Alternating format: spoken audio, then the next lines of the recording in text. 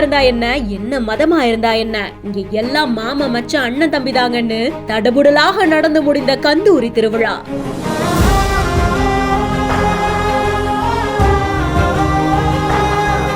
சுமார் 700 பேருக்கு சுட சுட தயாரான 60 கிலோ ஆட்டுக்கறி.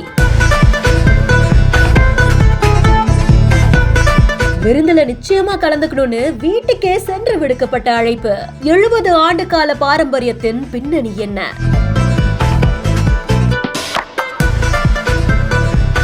கரூர் மாவட்டம் பள்ளப்பட்டி பகுதியில எக்கச்சக்கமான இஸ்லாமியர்கள் வசிச்சிட்டு இருக்காங்க. நபிகள் நாயகத்தோட பிறந்த நாளை கொண்டாடும் வகையில மகான் அப்துல் கரீம் பாபா தர்கால கிட்டத்தட்ட 70 ஆண்டு காலமா கோஷேட் குடும்பத்தினர் தான் இந்த கந்தூரி திருவிழாவை நடத்திட்டு வராங்களாம். திருவிழால கலந்துக்கிறதுக்கு அரவக்குறிச்சி பள்ளப்பட்டியில இருக்கக்கூடிய பொதுமக்களை நேரடியா வீட்டுக்கே போய் நிச்சயமா விழால கலந்துக்கணும்னு அழைப்பு விடுத்திருக்காங்க.